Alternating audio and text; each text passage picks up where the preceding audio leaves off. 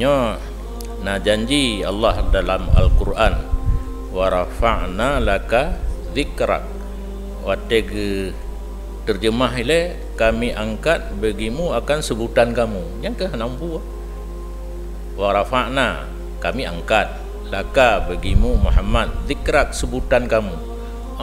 Tafsir ko yo la uzkaru illa wa tuzkaru ma'i.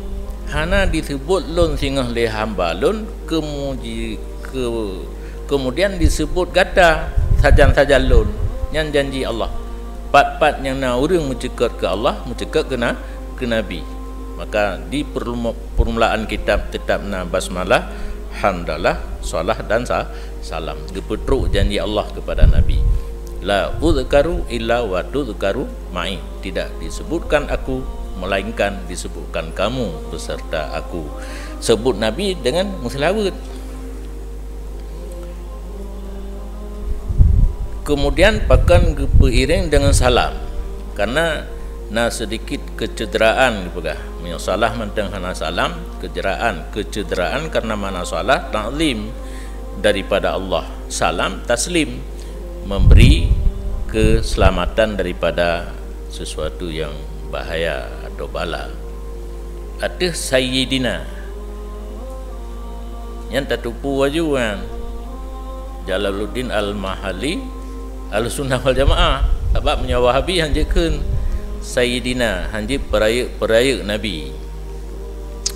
Karena na hadis la tusayyiduni fi salah, be dapat sayyid lung lang semayang ke Nabi. Ulama katanya bertanggung hadisnya untuk merendahkan diri. Lagi katanya na tabut leton tawa kampung kan kai jom jaro le urang dengkui pelau gede keun katanya kan tak tham be nak keun dengku kulung baru leton di daya. Perasaan katanya yang kita terima gelar dengkunya karena tujuh tahun tak tham yang kan tham bebut tham untuk merendahkan diri yang urang keun tetap keun nya urang perleme panena yang ingat ikun dengku ka ikun naikun ka ketan ni ya. Jadi la tusayyiduni fi shalah nyan merendah diri Nabi be tayak keun sayyid lung lang semayang kan tham karena haram, karena miyatabur usul kena nahi lir hirmah nyan keun nahi lir hirmah pakan na hadis lain ana sayyidu waladi Adam wala fakhra. Lonyo be hana katuri ke Nabi sayyid bagi segala anak Adam nyan belum pegahnya anamo. Hideh gekeun kedro Nabi sayyid nyahina getam getanyo hang gebikeun kan paradok.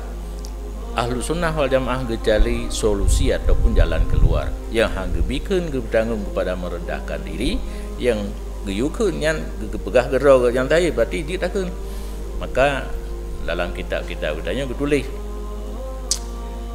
nyan yang terdengar pidato hantom ikeun Said musiga ke Nabi nyan Wahabi biasa aja ya.